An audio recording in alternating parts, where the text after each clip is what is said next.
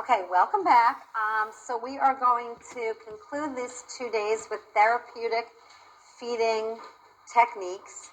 And we are going to start with breastfeeding, do some bottle feeding, and then really focus on spoon feeding and chewing.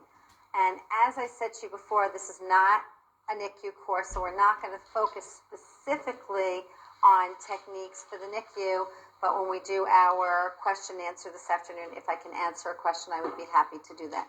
So if you notice, if you've looked ahead in the techniques, and I'm going to go ahead because breastfeeding, obviously, there's no food source, it's whatever mom eat. You're always going to remember this morning when we did that hierarchy, we did position, we did food, sensory food choice, we did utensils, placement, support. So you'll notice that each one of these categories, everything that we're doing, is broken up into position, foods, utensils, placement, and support. Okay? So let's start out by, I lost my baby. Let's find my baby for breastfeeding here. Okay. So we'll start out by talking about breastfeeding, and we'll talk about positioning. And a lot of times the position for breastfeeding depends on the size and the shape of mom's breasts and how much support the baby needs on their cheeks and their mouth to support them. So in order to talk about support or about position, you really need to talk about what you would use to help position.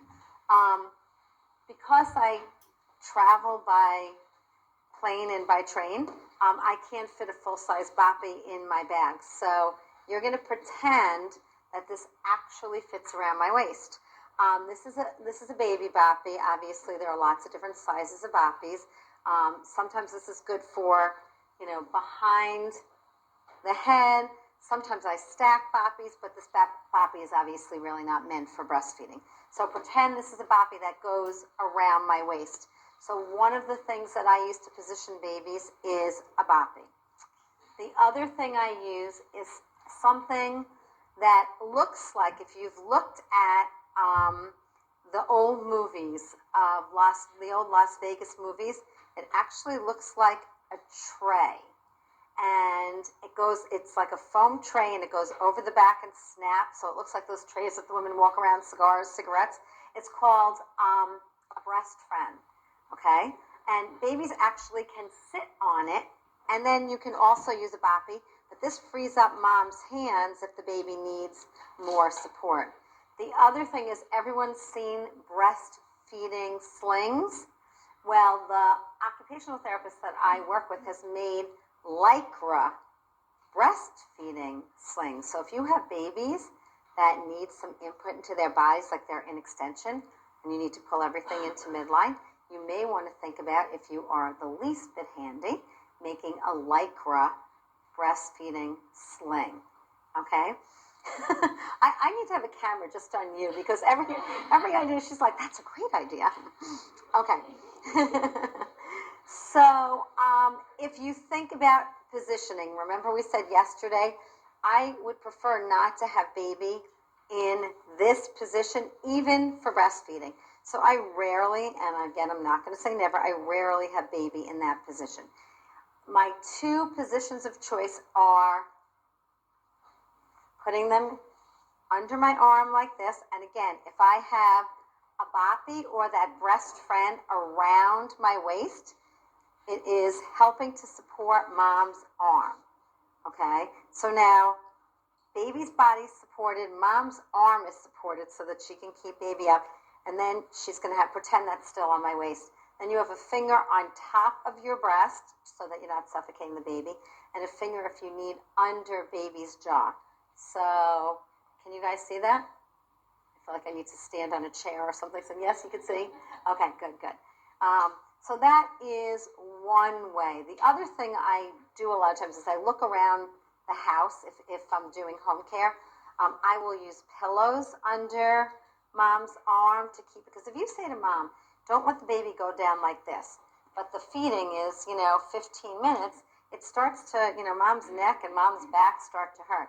So if you have mom's arm supported, using pillows, using the side of her couch, using a chair. If she's in like an easy chair, she's going to be less likely to let the baby go into this position, okay? If I have the baby in a more traditional hold, again, I'm going to tuck the baby into my boppy. So I'm going to put my boppy on sideways, tuck the baby in. So actually the boppy is supporting baby's body. Okay, so baby is here. And again, I have a finger under my breast, and now I can have a finger over, right, a finger that's supporting under my breast and under baby's jaw, and then a finger on top pulling the breast back so you're not suffocating baby. Which one? This one? Yep. So I'll come over here and do both of them. So again, assume that that's around my waist. This one, you have your hand under here and your hand on top.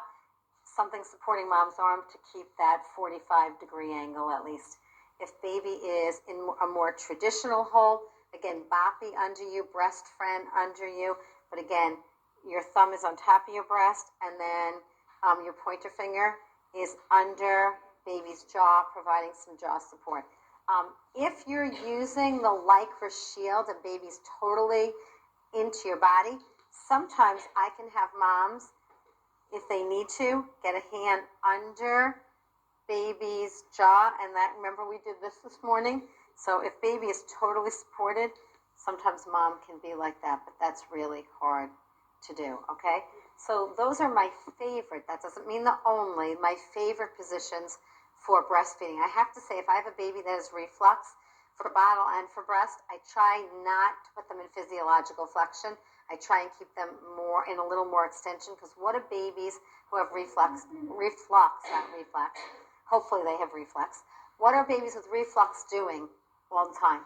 Arching and putting themselves. So a lot of times what I will do is I will put them across mom's body diagonally, okay? So I'm letting them be in a more extended position, but I don't have them here. I have them diagonally across mom's body, okay? And the other thing is, a lot of babies who have reflux, or babies that have sensory issues and have difficulty getting, regulating, or even having somebody co-regulate them, is I have moms sit on a boppy. As you sit on a boppy and you do that, a lot of times I do rocking chair, but I think that up-down movement, because if you watch, I got this from watching moms. So many times when moms come to my office, they go, the only way he eats is if I'm moving. And mom's up doing this. So I'm like, okay, that's killing your legs. If that's the movement you're doing, how can I make it so? So bring your boppy, and sometimes that's a really good place for mom to be when she's feeding. Okay. So obviously food choice is whatever mom's eating. And again, going back to our conversation yesterday, when you're looking at, babies who we want to go outside the box in terms of trying different types of food. If baby hasn't had any intolerances and mom eats a very varied diet, there's a good possibility baby doesn't have intolerances, because baby's already had everything mom is eating. And if baby does have intolerances, then mom needs to go on an elimination diet and then slowly put things back into her diet so they can figure out what baby is intolerant to. Okay, utensils. Basically, you either have them or you don't have them. But I will show you a couple of things that support breastfeeding. This is a nipple shield, and this shows you how old I am. When my 26-year-old was an infant, nipple shields were like this hard plastic thing, which I'm not even sure how anyone latched onto it, and totally uncomfortable. Now a nipple shield is like this soft latex kind of, or non-latex, but that feeling kind of covering. So if you have moms that have inverted nipples, or just very small nipples, or if you have babies that are having difficulty latching onto the breast, you may try this. It kind of just suctions onto the breast, and babies latch onto this. It's, 50-50. I can tell you that, a lot of these techniques, I say, they work over and over and over again. There are a couple of things I'm going to show you here that I think you should have in your bag of tricks, but I can't say to you, this is going to work. But, okay, that's one of them. The other thing is the supplemental nursing system. And actually this, oops, that's not what I wanted to show you. I'm going to show you that in a minute. This is a finger feeder. And remember this morning we did that exercise where we were doing tongue bowling? Okay, if you look at the directions that come with this, what it tells you to do is push up on the palate. I have found that if I tape this to my finger, or to mom's finger really, and then I do that tongue bowling exercise, and obviously what you do is breast milk is in here because you're using this because mom wants to get the baby into the breast. Breast milk is in here. The tube is attached to mom's finger. Mom is squeezing the milk through the tube and doing, that tongue bowling exercise as she's squeezing this through. So for moms that really want to breastfeed and you can't get them onto this for your preemies, this is something, yes. This is the finger feeder. These are all by Medela. This one you can use for breastfeeding. This is the supplemental nursing system. This one goes, so you would put, if you have a baby that has a really weak suckle, or you have a baby that is just desaturating and you need to get more nutrition in a shorter amount of time, you can either put additional breast milk in here, right, if mom's pumped at another time, or you can put formula in here. So they're getting breast milk and formula, and this gets actually attached to mom's nipple, so the baby's actually suckling on both the nipple and this little tube. And this is what I was saying to you. This is one of those things, you have it in your bag of tricks, but I think it's 50-50. I think there are some moms that are just, ooh, I don't want that on me. And, there are certainly some babies that don't like the feel of it. And then there are others that it really makes a big difference. So, again, this is a supplemental nursing system. This is a finger feeder, and they're both by Medela. Okay? And again, the support for breastfeeding is really hard, and it's going to depend on what position you have baby in. But usually, mom's just has a hand under here and is cupping around baby's jaw and cheeks. This is a possibility, but it's really hard to do that when you're breastfeeding because something has to hold the baby. And usually, even if mom is flat-chested normally, when you're breastfeeding, you're not. So you need to have a hand on top of your breast so you're not suffocating baby. And then, unless you have 3 hands, it's really difficult to do all of that. So I think in more cases than not, this is about hand under here and under the jaw is about what you can provide for breastfeeding. Okay? So those are some comments on breastfeeding. And now what I'm going to ask you to do is I'm going to ask you to take your nipple and your straw out because we're going to talk about bottle feeding. And then we'll do our little bottle feeding practicum. So let's talk about position for bottle feeding. I like to keep babies' heads as close to a 90-degree angle as possible when they are bottle feeding. Breast, as you can see, 45 degrees is about what you get. Bottle, you can get closer to 90. And this is one of those men are from Mars, women are from Venus things. When I say to a father, I want the baby at a 90-degree angle, it's like a science experiment. They're like this, right? When I say to moms, I want the baby at a 90-degree angle, moms are like, how can I get them into my body? Where can I put my, they're like trying to get them up here to do this. So I'm going to make a couple of suggestions. Again, if you are working in the home, and it sounds like there are a number of therapists in this room that are doing home care, look around the house. Because if you have a couch that has like a really, the level of the arm of the couch is in a good place, then get mom into the corner or a seat, get mom into the corner of the couch so that her arm is on the arm of the couch and baby's tucked, obviously she's sitting down, baby's tucked into her body. Now she has 2 hands, one to hold the bottle and one to support the baby because her arm is being supported, okay? So again, support the baby, hold the bottle. So that is one option, looking around and getting, using the environment, or if they're in bed, using pillows under. I use boppy pillows for bottle feeding as well as for breastfeeding. And when I use them for bottle feeding, it's really for mom or dad, so that this is around here and mom's arm is supported by the boppy. Okay, here's my all-time favorite. I'm going to go over to these chairs. If you are on a couch or in bed, and this works, if those of you in the back may have to stand up to see me, this works better for, actually, let me turn sideways so you can not have the chair blocking. Okay. This works better for a longer time with dads, because dads tend to have longer legs, so they can do this for a longer time.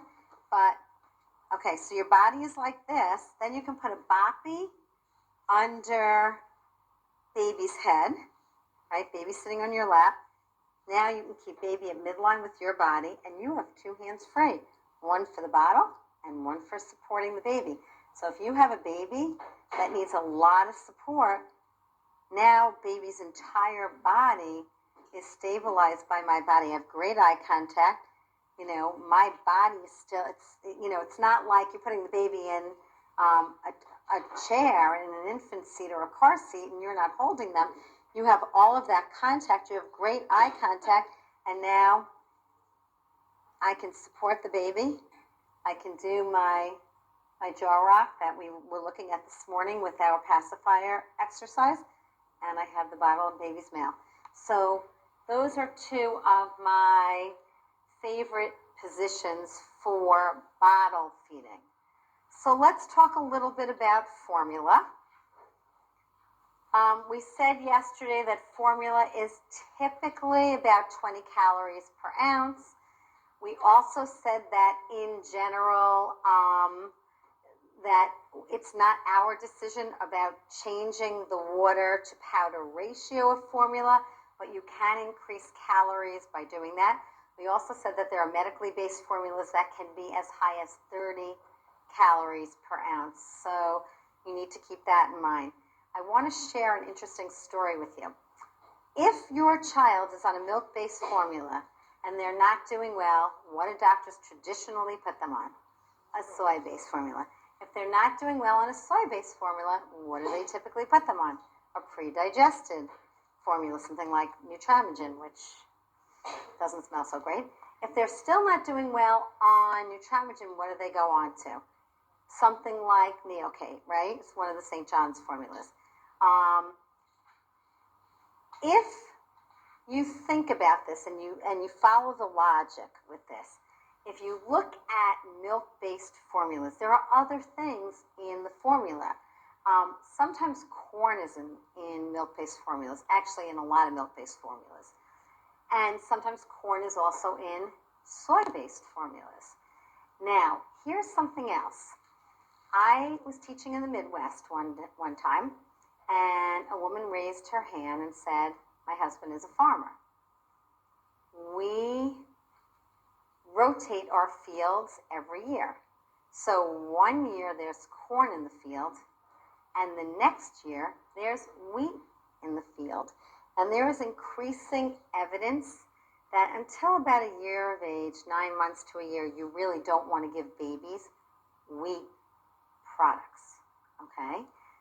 So one of the possibilities, especially for those kids that you see that just go from one formula to another formula to another formula and nothing seems to help, is that there is a possibility is that their intolerance is not to casein. It may be their intolerance is to gluten, or it may be their intolerance is to corn. And sometimes when you keep changing formulas and the soy doesn't make a difference in the pre-digested, one of the things you need to do is read formula labels and see if there is a common ingredient in all of them that may not be changing, because the allergy may not, or the intolerance may not be to what you think it is. Okay, so keep that in mind as you are watching physicians and nutritionists change formulas, okay? Again, not our decision, but good information for us to know. The next thing is utensils. So let's talk about nipples first. The bottom line is the nipple needs to fit in the mouth. If you see, okay, so first, what are we looking for? So we already talked about the fact that the tongue should be loosely cupped. There should be a good seal between the nipple and the palate. The tongue should not be protruding far out of the mouth. So you should see the tongue just come to the flare of the lip when a baby is sucking. You should not see the tongue protruding significantly out of the mouth. You should not see the tongue humping back like this when you put the nipple in the mouth. And you certainly should not see the tongue fixing up on the top of the mouth, okay?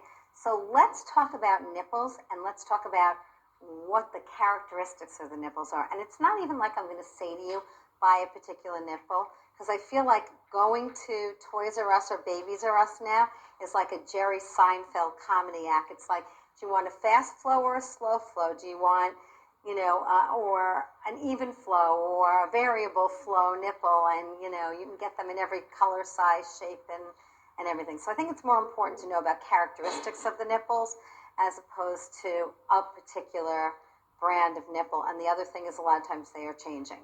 So I'm going to tell you that this is my least favorite nipple, and I'll explain why. This is a Nook nipple, okay? This nipple came out when my son Scott, who's 27, was born. All right. The advertisement for the Nook nipple when it came out is that it was the most like mother's breast. So I have to tell you that I've been doing feeding therapy for a really long time now. I am yet to find a woman whose breast looks like this nipple. So here's the deal. Why does this nipple work, and why do people use that? If you hear that compression release, what this nipple does is it flattens the tongue.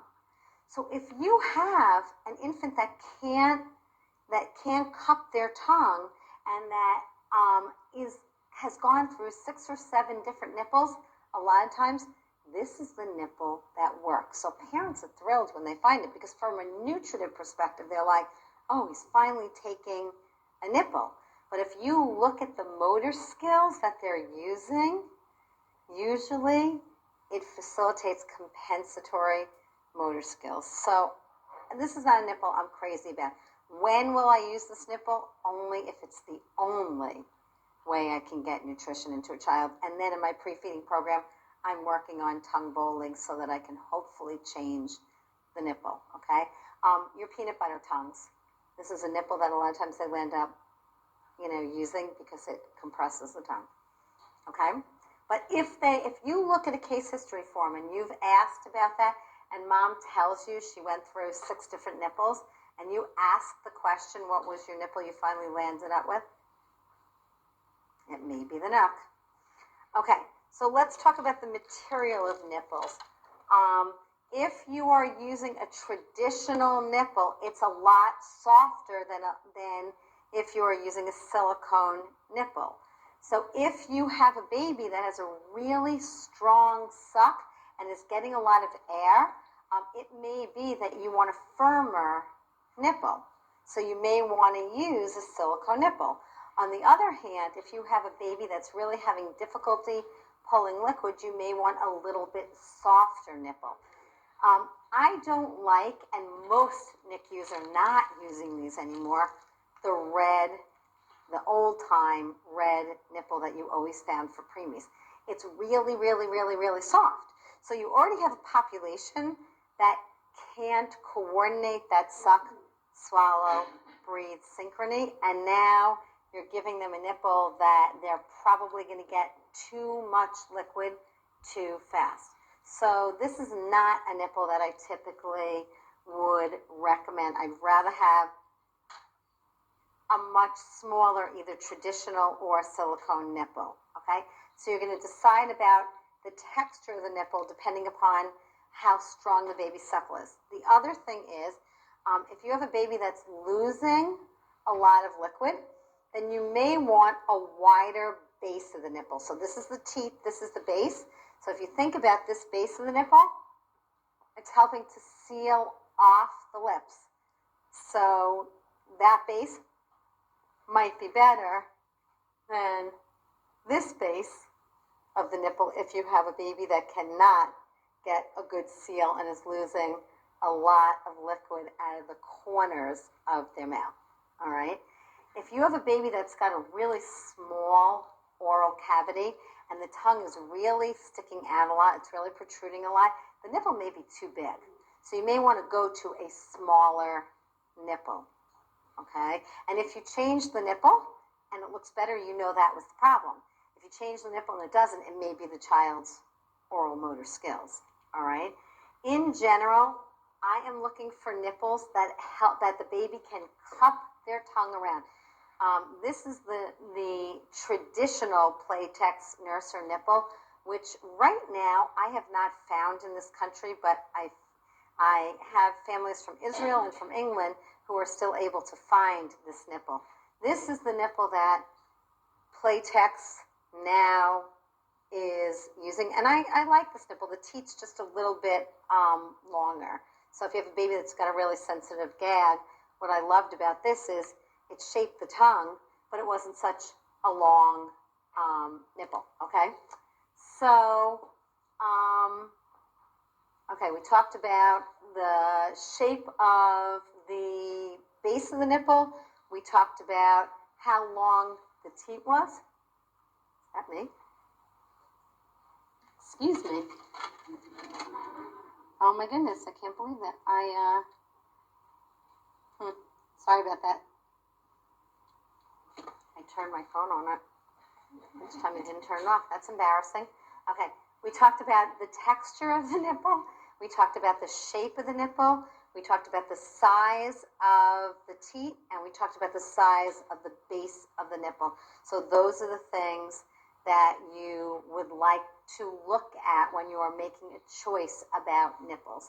And if you are working with preemies and you are trying to transition them from tube feeding to bottle feeding, most of you are probably familiar with the Haberman for the cleft palate population, and the Haberman, the teat on the Haberman for the cleft palate population is really long.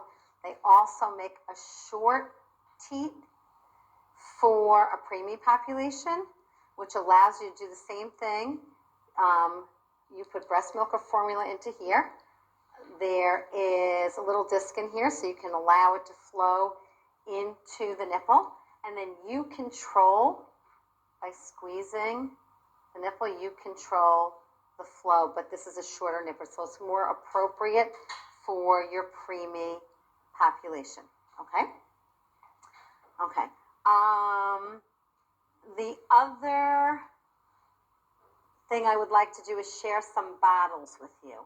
The reason I like the Playtex nurser system is if you don't need a Haberman, you don't need to actually be squeezing, but the baby needs a little, a little help getting started. You know how with this system you squeeze the air out of the bottle and the milk kind of squirts up?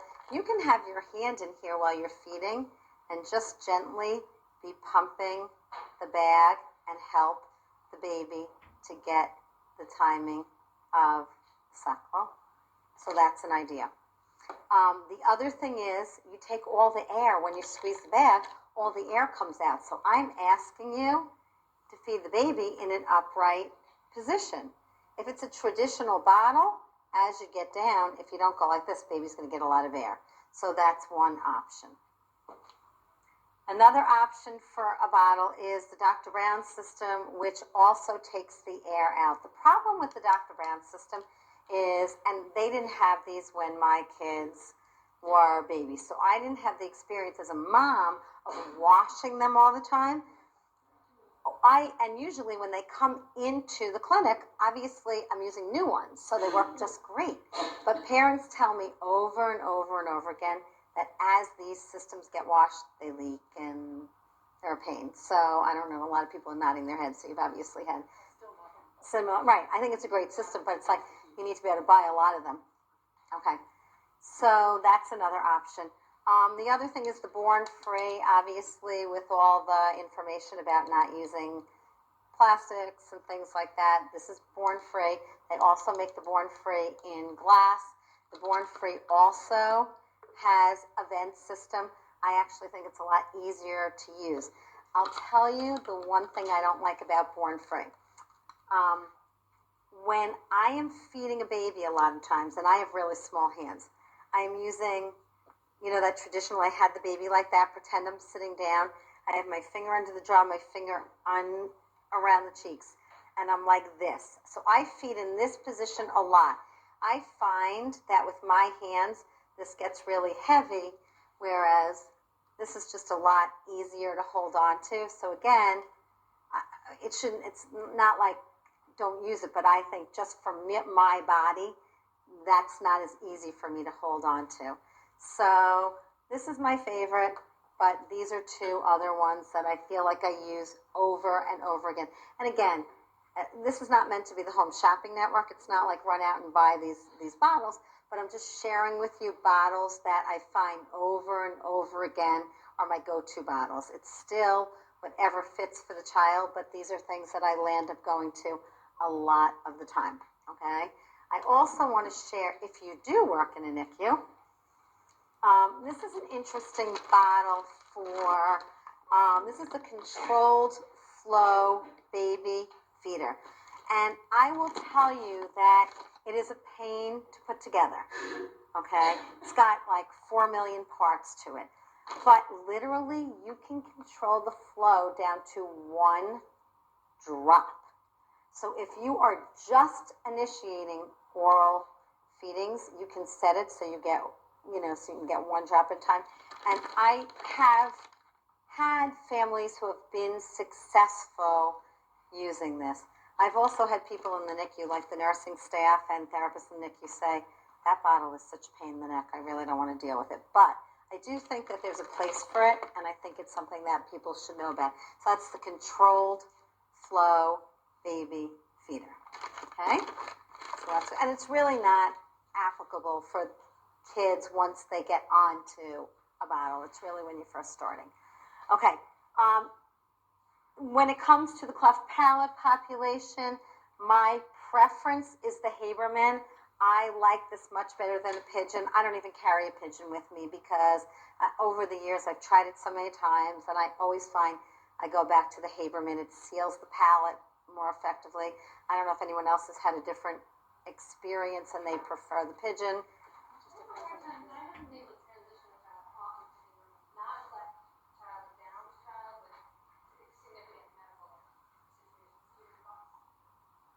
Because again, you get to help them a little bit, right?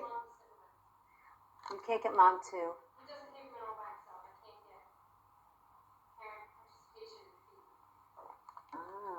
Well, that's a problem. I'd be looking at doing a pre-feeding program for him so we can work on transition. At 3 years old, I'd be working on other things in my therapy. That's just for nutrition. That wouldn't be my focus of my therapy at 3 years old. I thought you were talking about a baby. Okay. So, and I've seen large numbers of children with cleft palate. And I'm not going to tell you I've never used a pigeon. I absolutely have. But I'm just going to say, in most cases, I land up going back to the Haberman. So, okay. That's that. Placement in most cases, yes. I was just curious, I never saw that vent system with the Born Free. What is that? It just does the same thing. It takes the air out of the bottle so that you can feed in an upright position versus, traditional bottles. As the formula or breast milk goes down, you have to tilt the baby back unless you put a straw in the bottle or you use one of those crooked bottles, which I feel like you can still use those crooked bottles, but they were like so innovative. When my kids were born, they were like, wow, look at these crooked bottles. I mean, we use them for therapy all the time because we had no other options. I just think now we have better options. Not that you can't use them. You can still use a straw in a traditional bottle. You can still use a crooked bottle. I just think we have better options now. Okay? I'm going to show you this. This is a soft cup feeder, and my experience has been that if you get a baby that's 3 months of age and older that has been NPO until 3 months, has been tube fed, and has never gone through that typical reflex period of hardwired synergy of suck, swallow, breathe, it's very difficult to get them onto a bottle. I'm not going to tell you you never can, but I'm going to tell you percentage-wise, you're probably a lot less likely after 3 months of age to get them onto a bottle. So again, this is a 50-50. A lot of people use like the little medicine cups for single sips. I think this is somewhere in between a cup and a bottle, and I think you have a little bit better control of this. So if you're doing like that single sip feeding, I just think it's something you should have in your bag of tricks. Again, it's not like the end all and be all. It's called the soft cup feeder, but it's something that should be in your bag that you know about. Okay. Placement. That's what I was starting to talk about, and then so in general, obviously, the placement is in the middle of the lips. However, if you have a child that has a really significant cleft lip, you may need to come in at an angle with the bottom. And usually it's significant cleft lip, significant cleft palate, because if there's nothing to seal here and then you're having a problem, you may need to come in at a little bit of an angle with that. So that's the only time that I haven't used, obviously, placement right in the middle of the mouth on the tongue for a bottle. And support, I've already showed you. Again, you're going to use the finger, throwing bottles around. You're going to use the finger under the jaw, finger around the cheeks, and you're going to do that same jaw rock that we did with the pacifier this morning with the bottle. Okay? Now, this is what I'd like you to do. Everyone take out your nipple and take a straw out. I thought I already did, yep. You should have a nipple and a straw in your bag. So hopefully everybody has some water. I'm going to ask you to dip your nipple in the water because they're all new nipples, so they're going to taste like new nipples.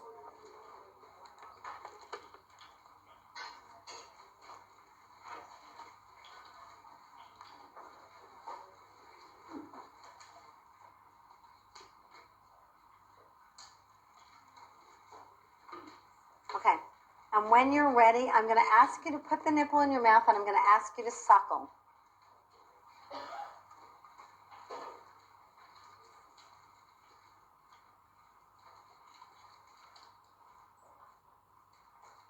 And after you've done that 8 or 10 times, I'd like you to take your straw, and I'd like you to suck. And even if you have a reverse swallow and you typically bite your straws, don't bite your straw. Put it in the middle of your mouth. And what? Well, yeah, I just said that the nipples they're new nipples, so they taste like new nipples. So suckle and then suck. I'd like you to compare in your mouth the difference between a suckle and a suck. Okay, so what are some of the things that you found that you did differently on the nipple and the straw? Yes. Right. How much her tongue is involved with the nipple and not the straw. So the nipple is resting on your tongue. Your tongue is doing a forward-backward movement. If you are straw drinking appropriately, you should have felt tongue retraction and not tongue protrusion retraction. So as an infant, there's like a 50-50 between protrusion and retraction. As you get older, you should see more retraction. Okay, good. What else? Talk to me about your cheeks. Your cheeks are a lot more involved with straw drinking. You should feel, if you're rounding your lips and your tongue is retracted, you should feel a contraction in your cheeks. If you have a reverse swallow, so if you swallow and your tongue touches your front cheek, your front teeth, not your front cheeks, you probably are not going to feel as much cheek movement. But if you are straw drinking with lip rounding and tongue retraction, you should feel your cheeks, okay? What else? What about your lips? What? Right, they're more rounded and they're more contracted with the straw than they are. So it's more of a dissociated movement, which goes back to think about when you're suckling. Everything is working as one unit. So whether you're talking about the true suck in a newborn or a suckle as the baby goes from reflexive to more active movements on nipple, it is non-dissociated, meaning your jaw, your fatty sucking pads, your lips, your tongue, and your palate are all working as one unit. In straw drinking, you should feel more dissociation. Now, I'm going to ask you to do what a lot of your kids do. When you are sucking, you only have about 1/4 of an inch of the straw in your mouth. When you are suckling, the straw is on your tongue, and you use your teeth, and that's why all of your kids have teeth marks on their straws to control the flow. So put this in your mouth, put it in your liquid, and try and do that without. It's hard to do that, and what do? You start to you take to, okay, how many of you have kids on your caseload that start gagging when they do more than one sip? Why does Hannah say no to more than one sip? She's not sucking, she's suckling. It's falling over the sides of her tongue. She's taking too much in. It's probably pooling on the pharyngeal wall.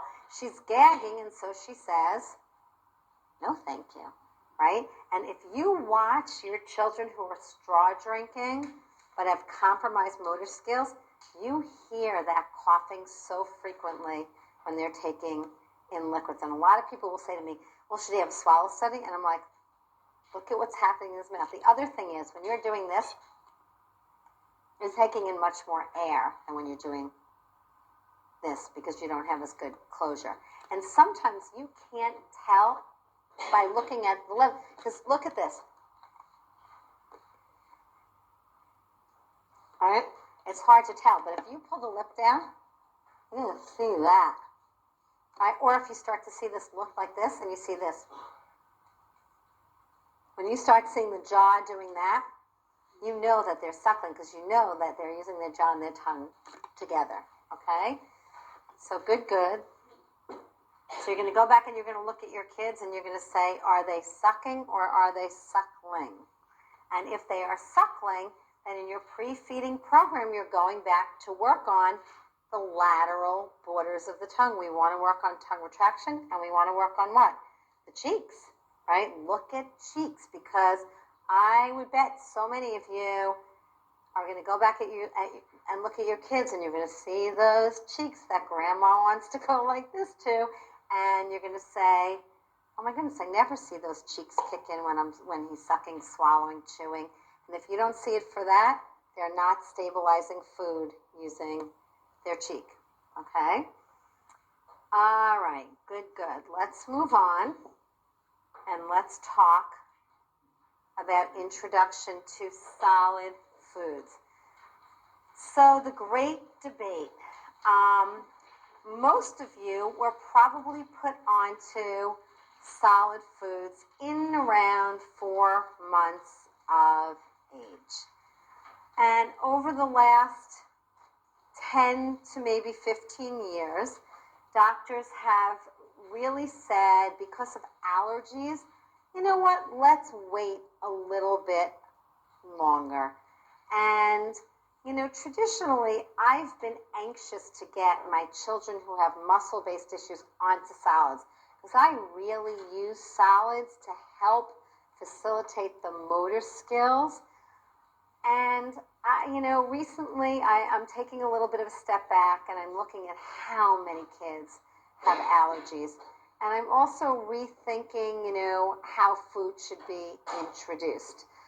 There is also a debate about using rice cereal in the bottle, because it used to be for a long time, that was like standard procedure. Rice, unless you had an allergy to rice cereal went into the bottle if you needed to weight down the formula because babies had reflux. And if you talk to many more physicians, they are hesitant because of allergies and because of increased issues with gastrointestinal constipation, diarrhea, reflux. They're like saying, well, maybe we need to think about this. Maybe we don't want to be putting rice cereal. Maybe we should thicken formula with something other than cereal. And that's, we used to use Simply Thick because it was better able to thicken breast milk. Breast milk doesn't really thicken well with other thickeners, and it actually doesn't thicken well with cereal. So I think that there is definitely a debate, and I think it's still up for discussion, and I think that there are still physicians that recommend thickening with rice cereal, but keep your eyes and your ears open because I think you're going to hear more in the medical literature about that. So I am probably leaning now more towards introducing food in that 5 to 6 month period of time. There's also been some debate about what foods to introduce first. It used to be you did the cereals, right? You did all your cereals. Then after you did your cereals, then you did fruits, and then you did vegetables. Then we went through a period of time, probably 10 or 15 years ago, where doctors said, don't introduce, fruits first because then kids won't like vegetables. Introduce vegetables first. And I think, now, and I didn't really see that made a difference. In your typically developing kids, I don't think that made a significant difference. But I do think babies in that 6 month period of time really need iron, and I think that a lot more doctors are starting to look at what food should we introduce. Should we introduce some of the vegetables that tend to have more iron in them at an early age? So again, I work very closely with a nutritionist. I also work with a naturopath who shares some of her research on introducing foods. So I think, the jury's out, but I do think that there is increasing information that maybe we don't want to introduce cereal first, and that maybe we want to look at introducing vegetables before we introduce fruits. So I think, there's an increasing body of literature that says let's take a look at this. Did you want to add something? I was just going to say, the American Academy of Pediatrics just changed their guidelines to introducing meat at 6 months. And that's because of iron. I would still rather introduce things like sweet potatoes, carrots, broccoli.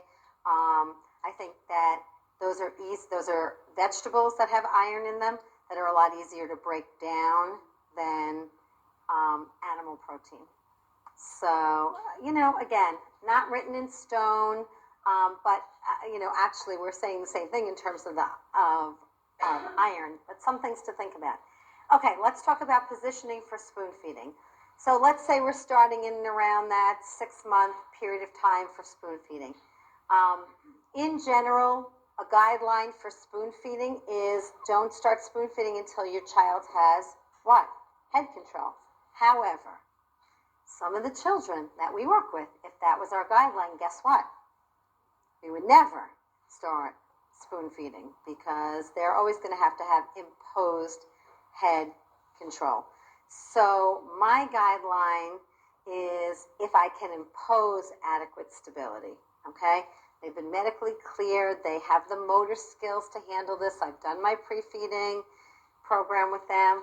Can I get them into a position that adequately supports their bodies?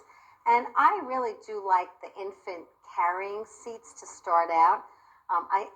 For like the last 20 years, I think I've been saying the new infant carrying seats. Like they just came out with them last week. Like they didn't have them when my kids were babies, but I think they've been around for the last 15 years. So I roll back the handle all the way, and I put a very thick book under the back of the handle. Suzanne Evans Morris's pre-feeding book is the perfect, and you should always have that around anyway. It's the perfect size to put behind there. A big phone book is a great size to put behind there, okay? So that gives me somewhere between 45 and 90 degrees. If I have a baby whose head is not stable, in those new car seats that we've been talking about, a lot of times they have head support, so you have that mini boppy that kind of inserts into the car seat that keeps the baby's head from going laterally in the car. I think that's a great thing to use for a lot of our kids for feeding. Okay? Once babies have a little bit better postural stability, if you are looking at a high chair, I think you need to think about a lot of things.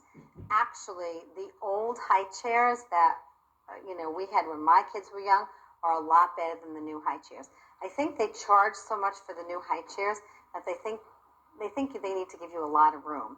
So they're a lot laterally. There's a lot more room. If you have a low-tone child and they have a lot of room laterally, what are they going to do? Either that or that with their legs. So a narrow seat is always my preference. The other thing is, if there's a pommel, the pommel should be here, not here.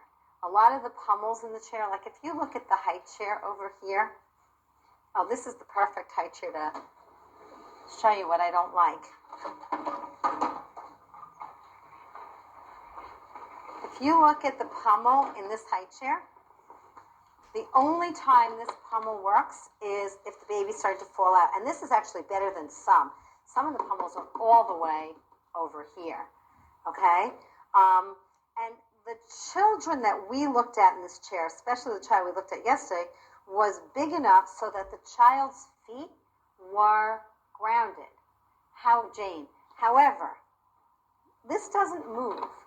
So even your typically developing children only fit into the high chair at one age. Like, that doesn't make any sense to me. I'm not sure who came up with high chair design, but that is the most ridiculous thing. When my kids were little, the foot pieces were movable on the high chair, and I think we definitely need.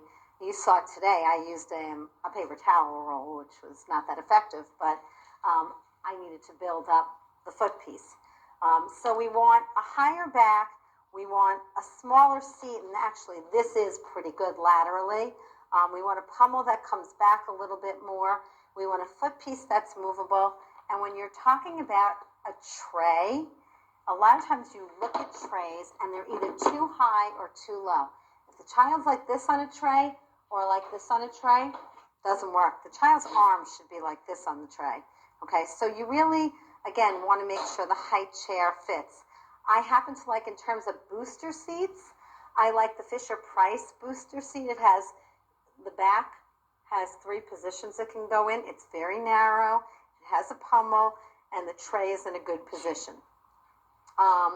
In terms of high chairs, the Swan high chair is actually my all-time favorite high chair, and I have a really cute picture of one of my colleagues, Robin Walsh, who teaches the autism class. I have a really cute picture, I think, of her son in this high chair that I really like. Let me see if I can find.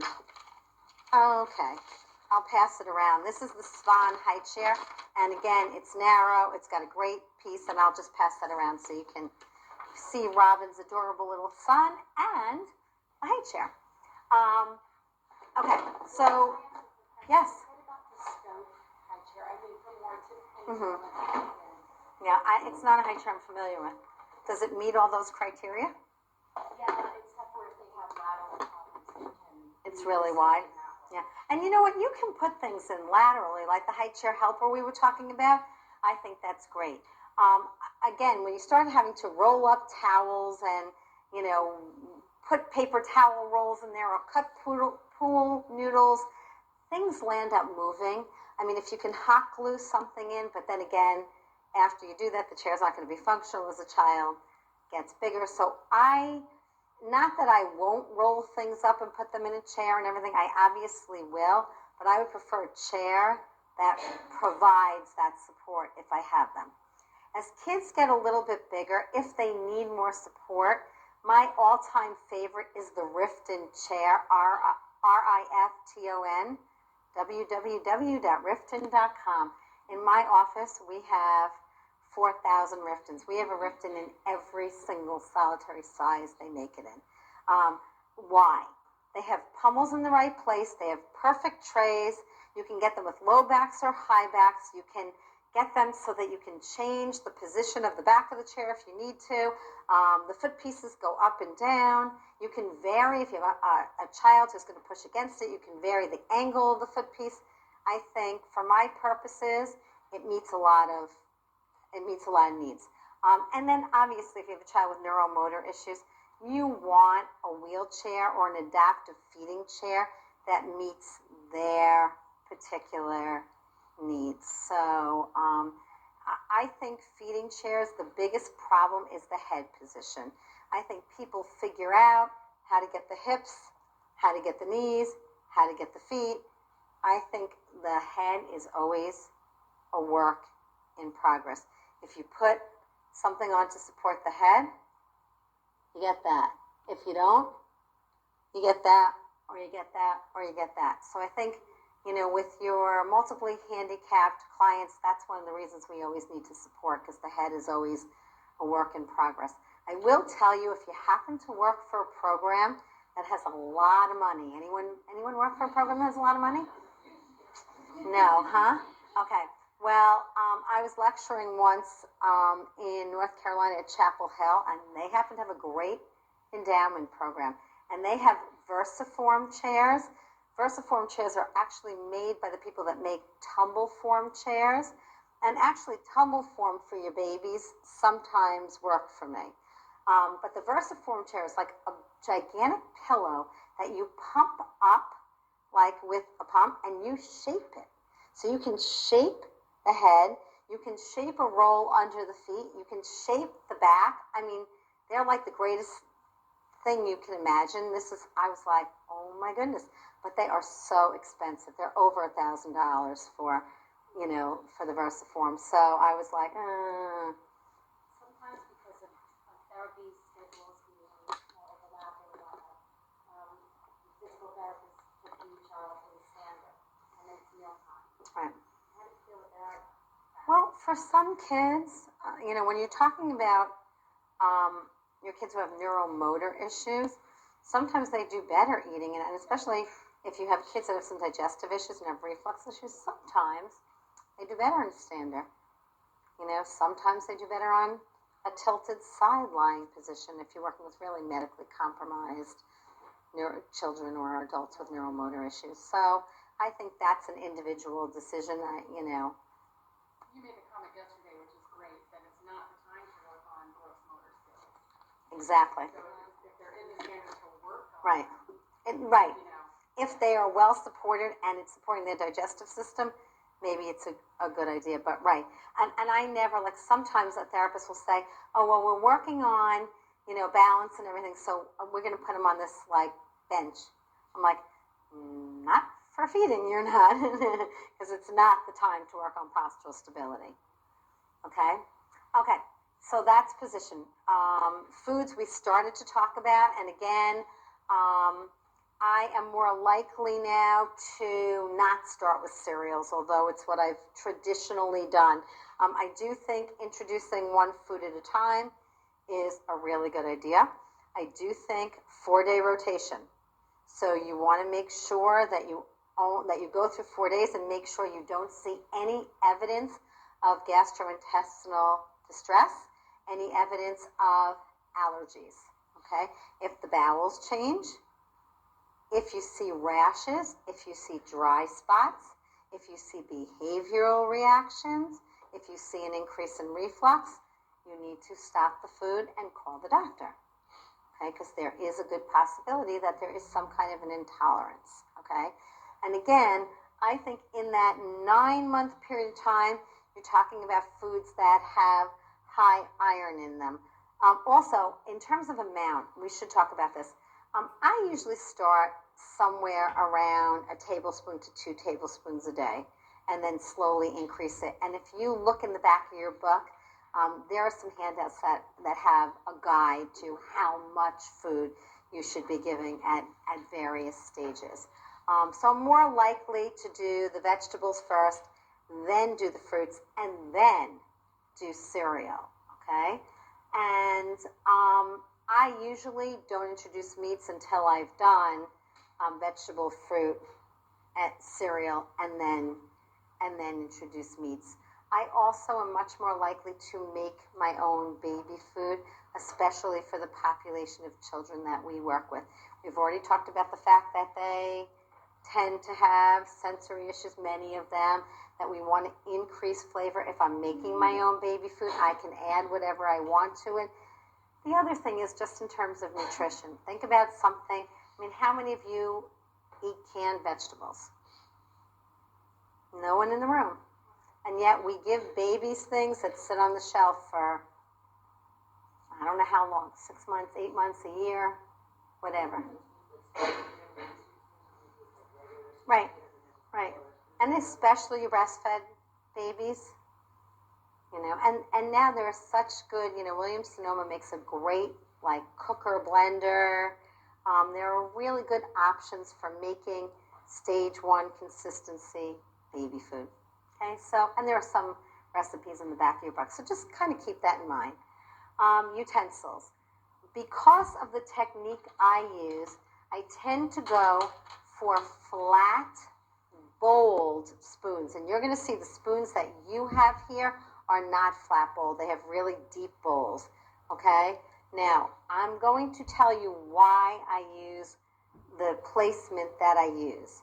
When I was going to school, what I learned is if you have a child whose tongue is sticking out of their mouth, put deep pressure onto the tongue and they will pull their tongue back. Most of the kids that I work with are moving targets. If you can get deep pressure right on the front tip of the tongue, sometimes you do get retraction. However, think about muscles. The tongue is the only muscle in the body that has an origin, 6 heads of the hyoid bone, and doesn't have an insertion unless you're tongue-tied and your lingual frenulum is so tight, okay? Every other muscle has an origin and an insertion. What happens when you add resistance to a muscle? What does it do? It bulges. So here I am pushing on tongues and tongues are pushing back, okay? So I will not say to you, I never give slight downward pressure on the front third of the tongue, but I almost never do that, all right? And if you take your hands and you put them on the corners of your tongue and you go like this, you get lip closure and tongue retraction. So that's what I typically do. What is your goal? What is the motor skill you want? You want that upper lip to come down and forward. You want to stabilize with your lower lip, and you want your tongue retracted. So in general, when I am spoon feeding, I'm here, bless you, and here. Okay? So it's not this. It's straight across, so you're contacting both corners of the mouth at the same time. Here and here. Now, let me give you a couple of go outside the box. If you go in here, and your child bites down on the spoon, because so many of your kids who do that, if you go in here, what are they going to do? That, or what our little girl today, Hannah, did, that, with her, right, or this, what Adiel did before. You didn't see his parents feeding him. Wasn't pretty. That's how he cleared the spoon before we started anything.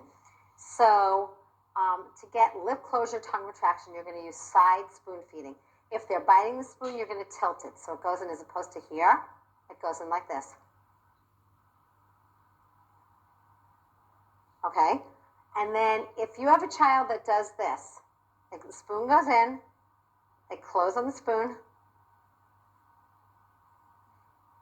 which is what you saw Adiel do in like the third video. What I would do is rapid, repetitive spoon feeding. So I'd only let them take half of what's on the spoon. So I'd have them do here, and then here, and then here. So what I'm doing is motor planning, lip closure, tongue retraction, lip closure, tongue retraction. So I'm building on something they may have to get something that they don't have. So by the time I was doing that with Adiel, he had lip closure. Right? I didn't have to have my hands on his face anymore. He did this. So I built on that. He had lip closure. Okay, so as his tongue started to come forward, I rotated my wrist and let him take another bit off the spoon. Okay? So that's my utensils, and that's why. Placement is side to side, and support I showed you this morning, but I'm going to show you again. So if your client needs head, jaw, lower lip support, you're going to be next to them. So pretend this baby's in the high chair. Up. I'm going to bring the high chair back over here. Pretend I'm going to stand the baby up only because he's too small. Pretend he actually is sitting the way, he should be sitting. So I have my hand behind here, and I have a finger under the jaw, finger under the lower lip. This isn't working very well. And then the spoon's going in here and in here. Okay? If baby could support herself, and I could sit facing her like this versus being behind her, then I'm going to go more for the C, finger under the jaw, finger under the lower lip, this. Okay? So let me tell you what we're going to do. We are going to practice spoon feeding each other. It's always a lot of fun. And I'm going to walk around and see if anyone needs help. I'm going to ask you to do two things. I'm going to ask you to try, and actually, can you bring your chair over? Can I just, and bring your applesauce and your spoon. I'm going to demonstrate on Whitney what I want you to do, and then I'm going to ask you to break up into your pairs, and I'm going to ask you to try, each of you, try doing one spoon feeding from the side and then from the front. And I'm going to put her like this so that she's facing you.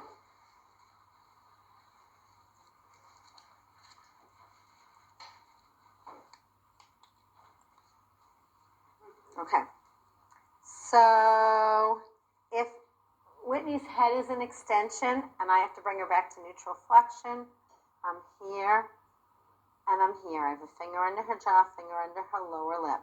Now I can control her jaw, her head, her jaw, and her lip. So I'm going to get some, and again, these are going to be more difficult than the spoons I showed you because they're flat, they're deep bowls as opposed to flat. So when you do this, just make sure you put it on the edge of the spoon as opposed to in the bowl of the spoon. So I'm going to go side to side. I'm going to open it. Oops, it just slid over. And I'm going to go like that. Okay? And if her tongue comes out in between, I'm going to go like that. And then as her tongue comes out, I'm going to go like that. Okay? And if she bites the spoon, I'm going to tilt it like this so she can't bite it. And if she is high tone and she's here, okay? Yeah. So I'm going to, hopefully her chair and everything is going to get her hands, and I'm going to get her hands in here, and she's here, and before, I'm not going to go like this. I'm going to do a slow, facilitated movement to get her into neutral flexion, and then I'm going to do this. But open your jaw so that, right, so I'm going to go 1, 2, 3, 4, 5. Okay? So as opposed to pushing or pulling against tone, I'm doing the same thing you OTs would do with a limb, and yet you get on the jaw and you're pushing and pulling, okay? So do slow facilitated movements. So if you work primarily with low-tone kids, if you work primarily with high-tone kids, or try both. So we're going to take 10 minutes to feed each other. I'm going to walk around, and during that time when I'm walking around, thanks, Whitney. During that time when I'm walking around, if you want to feel the palatal massage, I'm also happy to do the palatal massage on you. So find your pairs. Do we still all have a pair? Is there anyone that doesn't have a partner? And if for any reason, wait 1 second, ladies. If for any reason you can't have any of the foods that we're using today, make believe. Do it with like the tooth out if you can't have any of the chew foods, or do it with like a spoon with nothing on it if you can't have applesauce for dietary reasons, okay? All right, go ahead.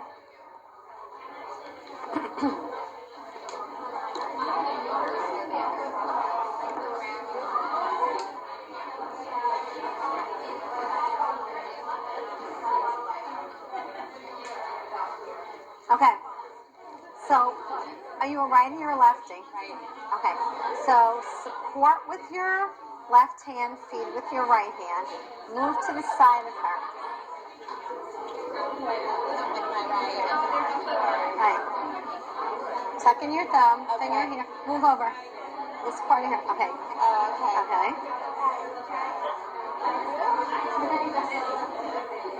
Okay, not behind her, to the side of her. Are you a righty or a lefty? Okay, so you want to feed with your right hand, support with your left hand. Move your chair out a little bit. Go on that side of her. Now, stand up. Give me your finger. No, move to the side a little. Okay. Okay. Go ahead. Okay?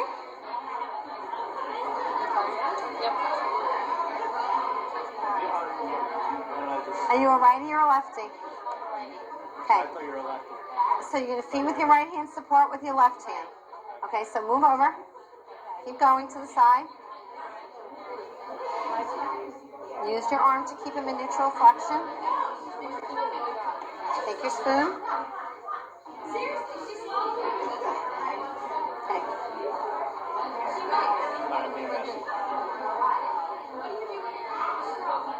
Okay?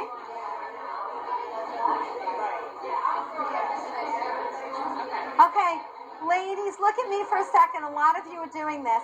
A lot of you are behind your client. You need to be hip to hip. If you are a righty, feed with your right hand, support with your left hand. If you're a lefty, feed with your left hand, support with your right hand. So think about if you're doing the V, you want to be hip to hip. Okay? And also, understand that because we don't have chairs that go up and down, we're standing up to feed because these chairs don't move. Best case scenario, you'd be in a chair where you could be sitting next to your client, but you can move your chair up and down based on what you needed to do. Okay? About a year or so ago, I discovered a flathead spoon that's got a wide base and that makes it with a block. With a block? Yeah. Oh, email it to me. I'll look at it. Some of the ones that I've seen have too wide a base, so you can't get in side to side, but I would love to look at it. Thank you. Yeah? Tuck it in or tuck it in here. Here? Right, either here, on top, or here. Just don't rest it on her face. I'll come around that way. Okay. Oh, good. Get her head up.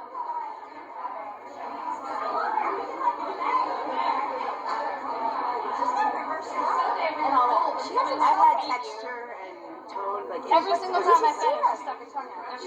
I know. I could tell by the way she uses her mouth. Yeah, because you've got, you don't have teeth or anything, but you probably push against her. push it, and I wouldn't. But just to suck a straw, she's exhausted. Yeah. No, to suck a straw, right. When I pulled it out and put it barely in her Right. mouth, And she's she's getting like, all oh, near. I was like, Are you guys okay on the spoon feeding? Oh, we're good, but I just want to, like, that. Yeah. And you know what? You could see, watch her mouth. Go ahead. Take a sip. I have a huge, it's real low, it's real bend, I have hypertension everywhere else. It's not diagnosing yourself. Well, it's good to see it in an adult because I'm used to where it is. Right. I'm functional. Well, that's exactly what I was saying. Probably like 1 and 2 are in here. All our teeth have texture. I should know. We all do. Thank you very much. You're welcome. Anybody need help? Question about the bite. Yeah. Now, if your kid's biting the spoon because you put it in flat, and you're saying tip, Right. why If can't it's you flat, still bite because her? it's flat. That's a deep old spoon. Let me get my spoon. That makes sense. Okay. You just do the palate. Absolutely. You have a bite.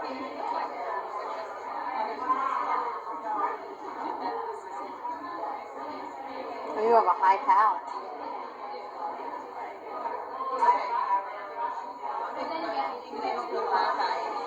Okay. What do you want me to do? I just Oh. picture spoon. Oh. Do you want to feel the palatal massage? Do you want to feel it? Okay. Anybody need help?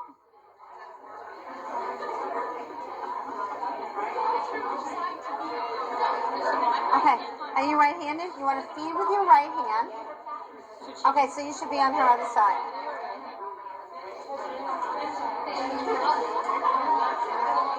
Okay, support with your left hand. Make a V. Put a finger under her jaw, finger. Get that finger out of there. Can you tuck your finger in? Or put it over here? Okay. Good. Okay, show me what you're doing now. Side to side. Tilt your spoon. Close. Okay.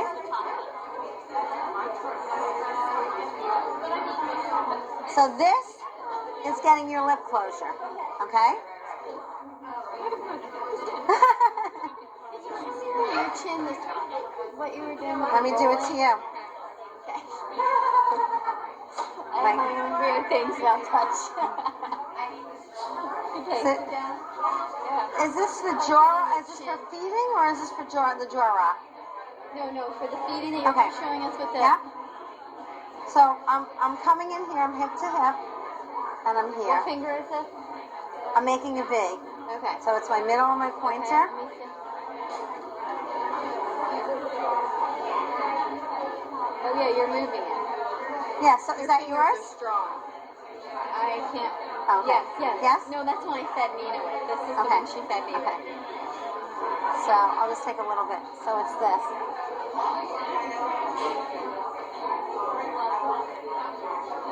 It's way Okay. different than Then way what? different Then than what? what she did. 'Cause you're actually closing my mouth. Right. If you need help, I'm closing your mouth. If you don't need help, I'm not going to close your mouth. Like you noticed with Adiel, when he didn't need help, I took my hands off his face. Is this it? Yes, but I'm not pushing. So watch my fingers.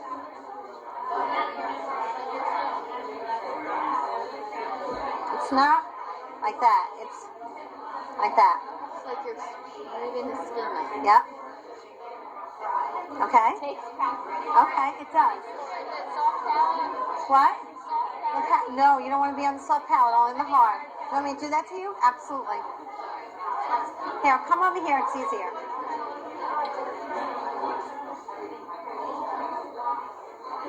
Your hard pal's on the top. Yep. It's soft in the back. Okay. Yes. So you want to do this.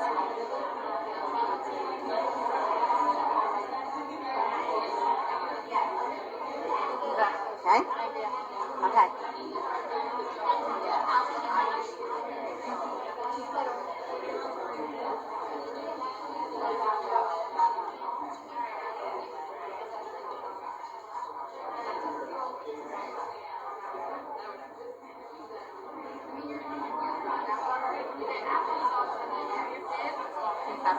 Okay? Anybody else want to feel the palatal massage? Anyone else work with babies? Okay. Is anyone else having difficulty with the spoon feeding and you need me to come look? Okay, so let me just make a couple of comments. So, the first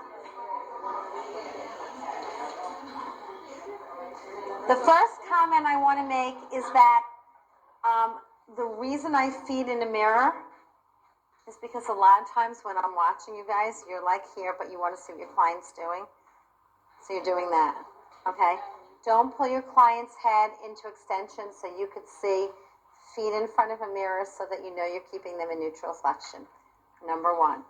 Number two, I want to be able to use this part of my arm to keep you in neutral flexion. So I want to be hip to hip. If you're here, you can't really do that, okay? Number three, it's very difficult in these chairs, but some of you are taller than your partner. So you were here and your partner was here, so your partner was going like that to look at you. We're taller than, if those of you who work pediatrics, we're usually taller than our kids. So you don't want to be, hopefully, I'm not always.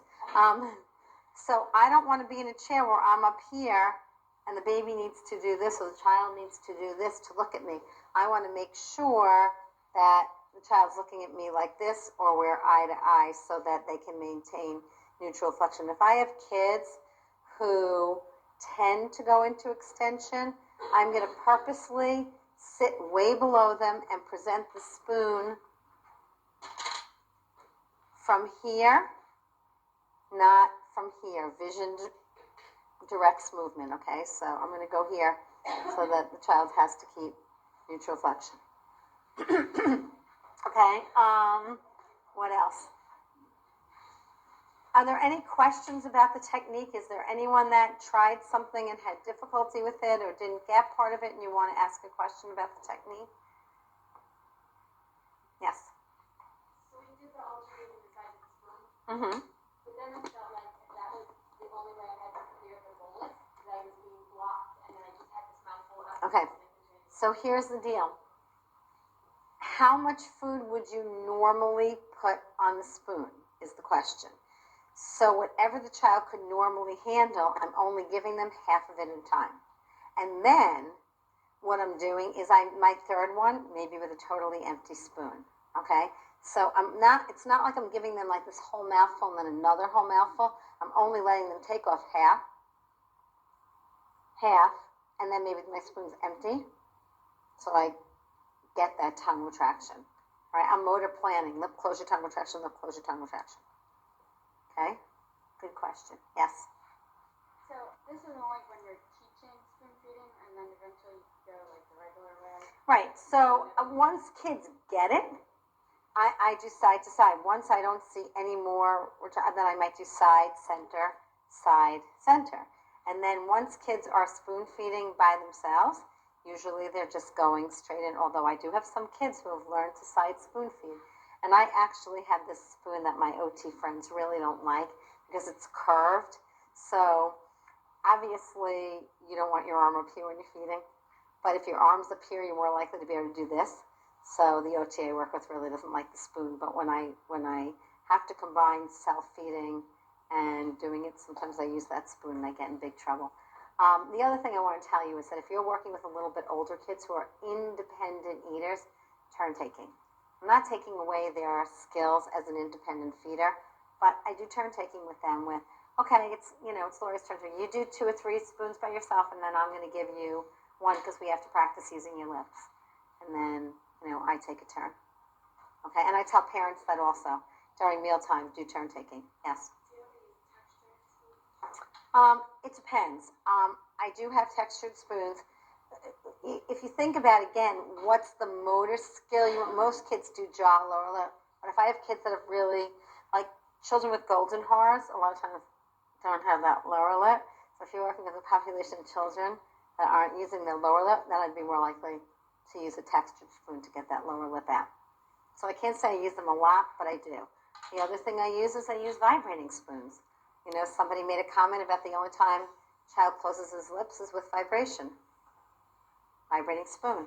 I talked to you before about using a Sterling spoon. As long as it's flat bowled, use a Sterling spoon. And if I am going to push down on the front third of the tongue, which I almost never do, I want a spoon that has a flat tip. Okay, so I know it's going down and it's not rolling all over. Okay?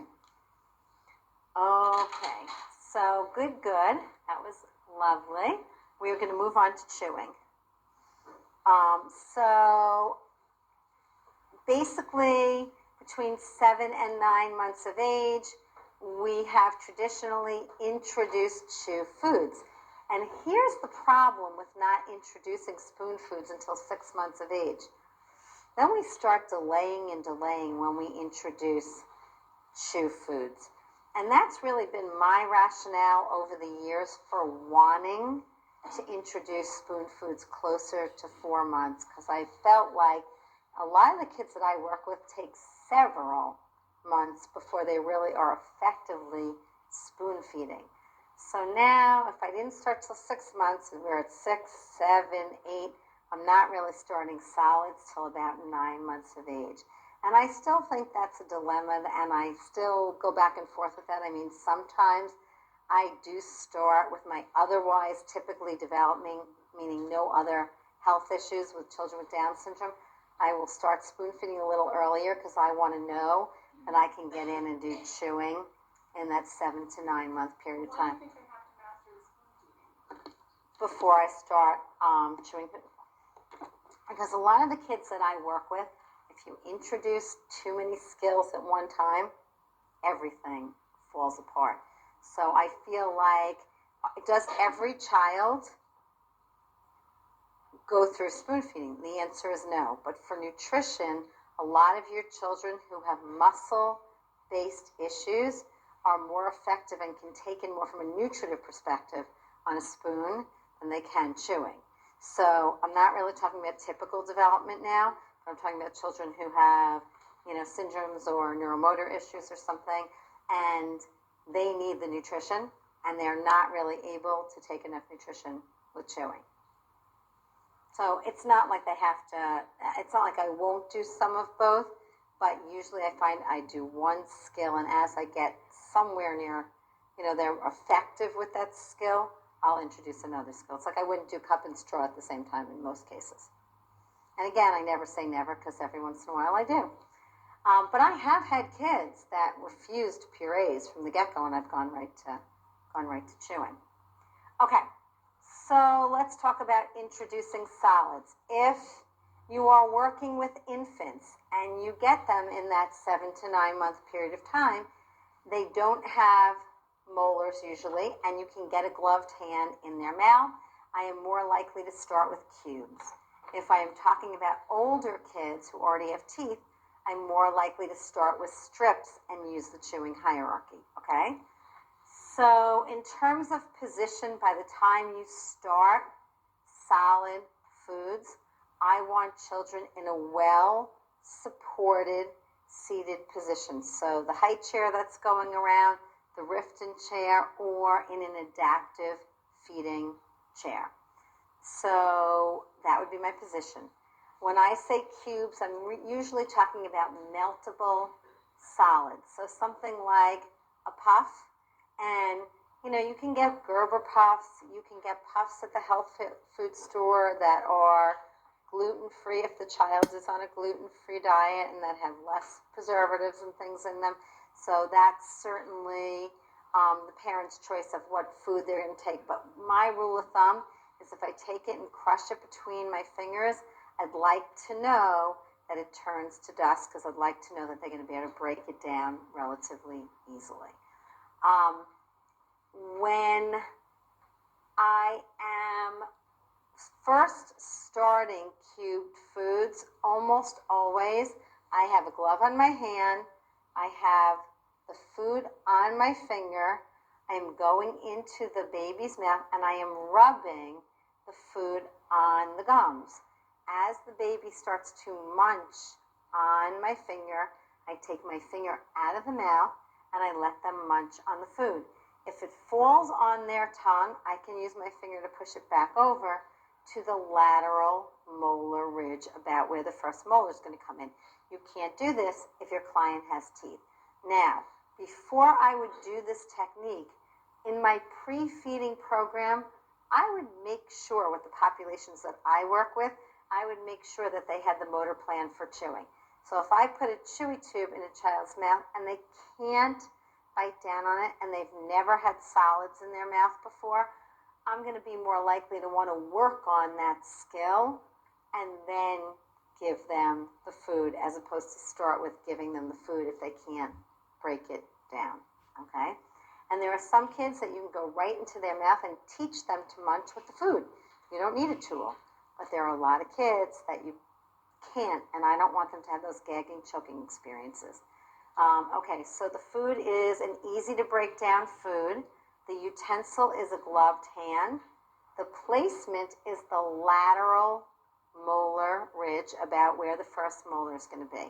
Now I'm going to ask you to do a couple of things. Take out your Cheerios and your Fruit Loops. Okay? I'm going to ask you to choose one of them. Oops. Here, I have the pretzels there. I'm going to ask you to choose one of them, and you're going to do this exercise to yourself. and you have teeth, so it's not going to feel the same. You're going to put it on your finger, and you're going to rub it on about where your first molar is, and then you're going to start munching. You're just going to do an up and down munch with it, okay? And you're going to see this food breaks down really easily. So do you really need a lot? You might feel that you stabilize it between your cheek and your tongue, but you're going to find that as soon as you bite into this, what happens to it? It basically dissolves. So one of the reasons I'm using this food is because I don't have to worry about, like the popcorn. Remember how long it took us to break it down? All right, now, just for argument's sake, put a Cheerio or a Fruit Loop in the front of your mouth and see what you do with it. I just want you to tell me what you do with it. Ah, are you sucking on it? I think I trained you yesterday to do that. So, okay, so here's a question. Who said they lateralized it? Okay. Just out of curiosity, those of you who were sucking on it, was it Fruit Loop? It was a Cheerio. Okay. Pretend I didn't give you any instructions and you're just eating them. Just put a couple in your mouth and tell me if you still suck on them or if you move them to the side. They go straight to the side. And what part of your tongue did you use to move it to the side? Tongue tip? Tongue tip? Yeah? Tongue tip? And the side, right. Tongue tip and the lateral borders of your tongue. So you get it with your tongue tip, and then you use the lateral borders of your tongue to move it. Okay, now, take a Cheerio or Fruit Loop and put it on the surface of your tongue and do the same thing you did yesterday with the popcorn. You can munch it, you can suckle it, but you're not allowed to move it to the side. You're allowed to do that. You're allowed to do that.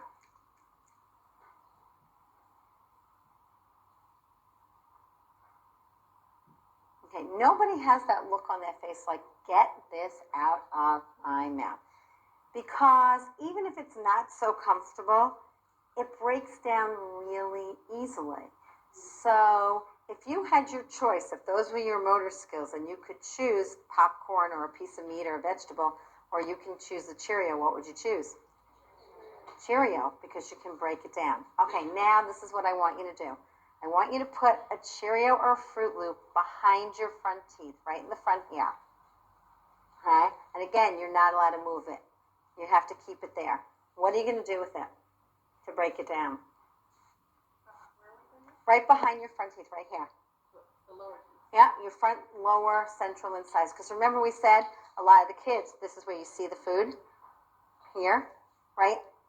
Behind your front, lower incisors. What are you doing with it? You're pushing it forward, forward, forward. Okay. So many of you are going to go back and you're going to look at your kids and you're going to see, obviously the bowl is spread across the whole tongue, but you're also going to see the food in the front third of the mouth behind the front teeth. If that's where the food is, you know they're not chewing, even if you see this. Right? Because there's no way you could be chewing it and it could be up here. Okay? We chew over here.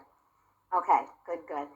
The other thing is, if you did those exercises with a Cheerio, try doing just the chewing on the side of your mouth with a Fruit Loop and vice versa. Because again, I want to go back to that sensory motor connection. And it's interesting, some of you chose to do the Fruit Loops because you knew they had more flavor. And some of you probably chose to do the Cheerios because you were like, I don't like those flavors so much. Okay? But do you feel a difference if you do the Cheerio versus, obviously the Fruit Loops give you more information. You may or may not like that information, but they give you more information. And that goes back to, how do I make decisions? If I have a child that needs more information, I'm going to try and choose a food that's going to give them more information. Okay, good, good. And if I needed to support my child, I might do that up-down movement with the jaw, but hopefully in your pre-feeding exercises, you've developed the motor skills for chewing. All right? So that's if you're working with babies that don't have teeth. If they have teeth, this is really not applicable because you're going to get bitten. Okay? And I just wanted, those couple of take-home lessons about texture and about where food is in your mouth. So let's talk about strips, and I'm going to demonstrate some of the things that we talked about this morning. Whitney, can you find the binder clip in there so I can show them how to do this, and just a syringe? Thank you. Okay, so if you're working with older children, obviously well-supported seated position, your wheelchair, your feeding chair, your Rifton chair, probably at this point not a high chair, but if it's a child that's smaller, like the child we saw yesterday that fit perfectly into the high chair, that's okay. The foods I usually use for this are strip-shaped foods. I love veggie sticks. It's like the health foods answer to a Cheeto. It's like you can get them in different flavors. They have a little bit of salt on them, but you're not putting lots of chemicals and things into your children's bodies that you really don't want them to have, okay? So think again about a stick-shaped bolus that breaks down easily. I'm going to have you do this eventually with veggie sticks versus with pretzels, so you can see the difference in your mouth. Your utensil is a gloved hand. However, before you do those, I want you to think about this. If you are working with a child that does not have a munch chew, in your pre-feeding program, you are going to be working at chewing hierarchy level number 1 with one of the tools we discussed this morning. So you get this munch chew, but as soon as you go to that child's mouth with food, what do? Get away from me. So you're going to do one of two things. One is you can take a syringe and you can insert a puree into your chewy tube. Now, not that you want them to chew a puree. They're not chewing the puree. They're chewing on the chewy tube. They're getting used to that motor plan for that munch chew, that up-down movement. They get a little bit of puree in their mouth. So from a sensory perspective, this shouldn't freak them out because it's something that they're eating on a regular basis, and they get to do chew, chew, chew, swallow. And that's something that so many of the therapists in this room have said. I think you thought your kids were chewing, and I think now you know that they probably are not chewing. But you said he chews up the food and then he can't swallow it. So I'm developing the motor plan for chew, chew, chew, and then swallow. Okay, if they can tolerate cold temperatures, then I really want to go to the ice straw, because then they're biting against resistance, and what they get out of the ice straw really simulates something that's solid. Okay, so it's in one of the straw bags there. Sorry. No, it's fine.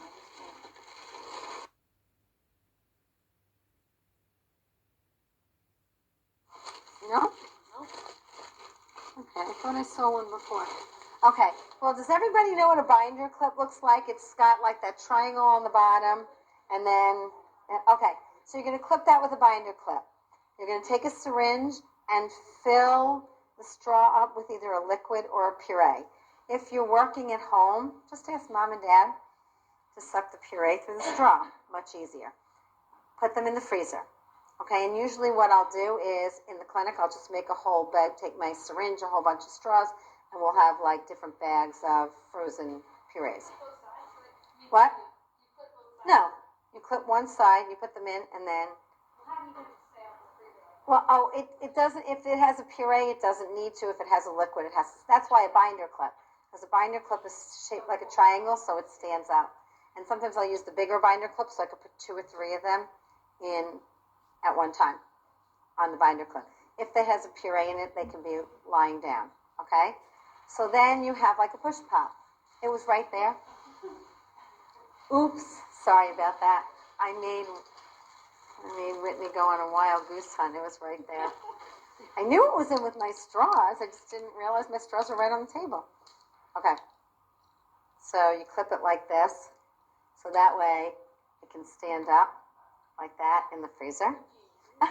Oh, thank you. Actually, this is a regular straw. As I said to you this morning, my preference for this is using a thicker straw. I just pulled a regular straw.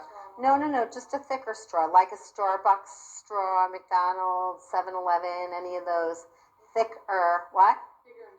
Bigger in diameter, thick, yes, bigger in diameter, okay, straws. So then you take it out of the freezer and you're doing chewing hierarchy level number 1 with an ice straw. So now you're doing, all right, you can push your frozen puree in here. All right, so they're biting against resistance as though they were biting food, but what happens when it goes into their mouth? Number 1, it's going to melt. So you don't have to be afraid, and they don't have to be afraid, okay? Number 2, what does cold do? There's a lot of information and facilitates a swallow, all right? So you're getting a couple of different things by doing that. So that's a great transition exercise if you are uncomfortable or your client is uncomfortable with going right from a pre-feeding exercise to a feeding exercise, okay? So your utensil may be your straw, may just be your gloved hand. Placement is a chewing hierarchy. So I'm going to ask you to choose a veggie stick.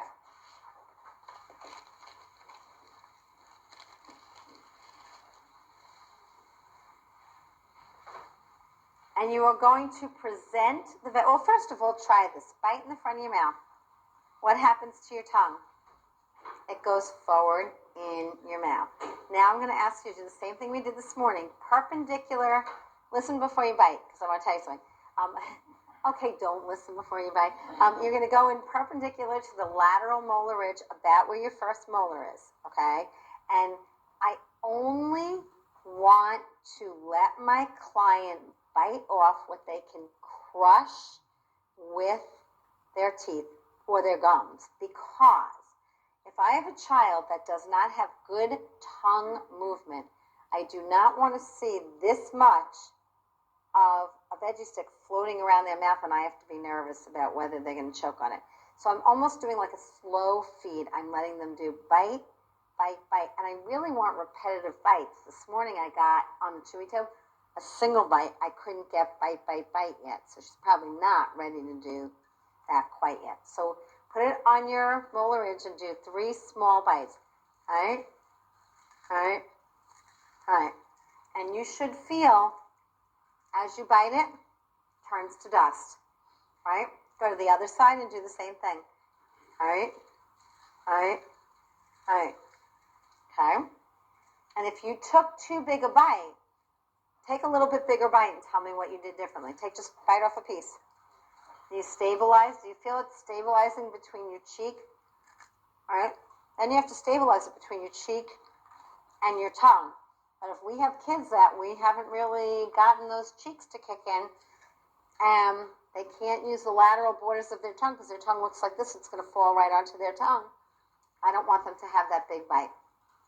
So just for argument's sake, do the exact same thing with a pretzel and tell me what happens.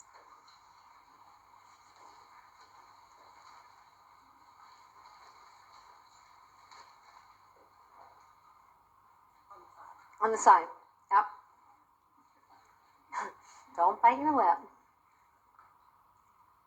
So do you feel it splintering? First of all, it's harder to break through, and you're going to find a lot of your clients, if they can't break through a veggie stick, they do not have adequate strength in their jaw for chewing. But a pretzel is harder to break through. And when you do that bite, as opposed to crushing and turning to dust, it splinters.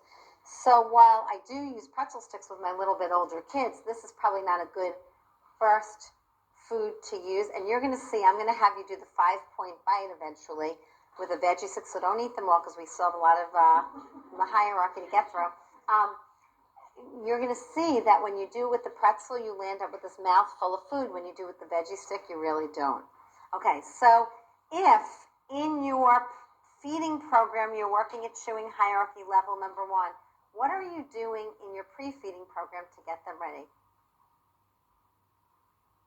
Level number 2, okay? So while they're doing munch, munch, munch, I'm starting to work on lateral incisor to first molar in my pre-feeding. When I see their tongues start to follow the food back, then I am going to move to chewing hierarchy level number 2 in my feeding program. So somebody asked me yesterday, how do you know when to go to level number 1? When I see that bite, bite, bite on one of my tools, I'll go to level number 1 in terms of feeding. While I'm at level number 1 in terms of feeding, my pre-feeding program, I'm going to work on lateral incisor to first molar. When I start to see the tongue following my tool back, I'll introduce food. So now I'm going to ask you to do one bite right after the other. I want you to do a bite. Wait, listen first. Bite on your lateral incisor, and then immediately a bite on your first molar. So bite here, right here. Lateral incisor, first molar. And I'm going to ask you, what happened to the first piece when you took the second bite? You moved it back. And did everyone feel tongue tip, lateral borders of the tongue to sweep it back? Is there anyone that didn't? If there's anyone that needs therapy, we have a chair right up here. Okay? So I am motor planning for tongue tip pointing, tongue retraction. And of course, I am going to do one side and then I'm going to do the other side. When would you do 2 times on one side to 1 time on the other side? If a child really, everyone has a stronger side. Everyone in the world has a side of your mouth that you tend to chew more on. But if a child totally ignores one side, I'm probably going to do 2 times on the side they ignored it every 1 time on the side that they use all the time. Okay? Especially my pre-feeding. Okay, so in your nutritive feeding program, you're working lateral incisor to first molar. In your pre-feeding program, you'd be moving on to chewing hierarchy level number 3. Okay, so you've worked, we talked about doing lateral incisor to lateral incisor with your tools, and then I'm ready to do lateral incisor to lateral incisor in my feeding program. And again, my goal is getting tongue tip pointing across midline. Now, when you do this biting, I am hoping that you will all feel your tongue touch the bolus, the veggie stick or the pretzel, whatever you've picked. Your tongue will touch it when you bite. But you are going to see a couple of different things after you bite. Some of you are going to take a bite and immediately move that piece back, take another bite, and move that to the same side. Some of you are going to take a bite and you're going to hold it there, take your other bite, and move them together to your opposite side. And that's probably dependent on which side of your mouth is stronger, okay? Because it might be different if you start on the other side. Some of you are going to move them back to opposite sides. I don't care as long as I see tongue tip, tongue tip, tongue tip, tongue tip. So I'm really working tongue tip. Because in everything you did, you said tongue tip, lateral incisor, but your tongue tip was the first thing that made contact with the food. And if you have a child that when you're doing this, you go bite here, and as you're moving, they're moving their head, I would do the exact same thing that we did this morning. Bite on one lateral incisor, bite on the other lateral incisor. So I'm going to ask you to take either one, or since you all have dissociation, or 2 veggie sticks. I want you to do 1 bite on one lateral incisor, a second bite on the opposite one. So not at the same time. It's right here, okay? And see what you do with it.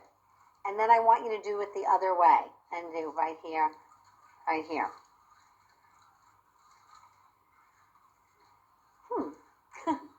Okay, did everyone feel their tongue tip go to the bolus when they took a bite? Is there anyone that didn't feel that? Okay, good. Now, when you took the first bite, how many of you immediately brought it back? Okay, how many of you held it and then brought it to the opposite side when you took the bite? Okay, how many of you held it and moved them both back to opposite side? What'd the rest of you do? Some people are looking at me. Some people are looking at me like I have no clue. What? And then what'd you do with it? Did you? You moved it back to both sides. Okay. If you don't know what you did, do it again. Because it's really hard when you look at, that's the whole point. If you can't even feel it in your own mouth, we need to start like looking in the mirror so we can start to see what we're doing. You moved them both back? Okay. You moved it where? I bit it here, but I moved it over. Okay, and then you moved them both back. Okay. Just out of curiosity, question: how many of you did the food land up all on one side of your mouth? Okay. How many of you did the food land up on opposite sides? Okay, so there's a couple of you that it landed up on opposites. More of you it landed up, all on one side. And typically we collect the bolus. So there's food spread across our mouth. We land up moving it into a bolus and moving it to one side of our mouth. Okay, so while you're doing chewing hierarchy level number 3 in feeding, you're going to be working on your 5-point bite in your pre-feeding program.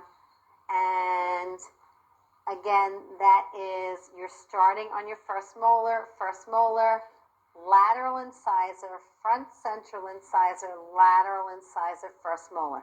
So I'm going to ask you to do this first with a veggie stick and then try it with a pretzel because you're going to see you have so much. And remember, only bite off as much as you can crush. 1, 2, 3, 4, 5. So you should feel one of two things. Your tongue should either move with the bolus, and then you're getting tongue lateralization across midline, or away from the bolus, and you're getting tongue lateralization in the opposite direction. How many of you felt your tongue moving with the bolus as you did biting? Okay, most of you. How many of you felt your tongue moving away? You're not sure? Do it.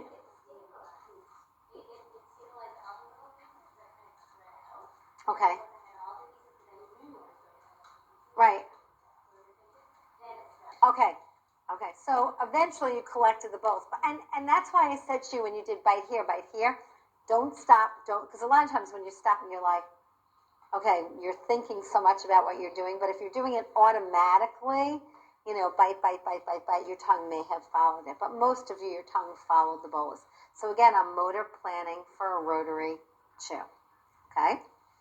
Good. Okay, so that is the chewing hierarchy. How long is it going to take to move from one level to another? I don't know. It depends on the child. Many of the children that you work with will move through the entire hierarchy.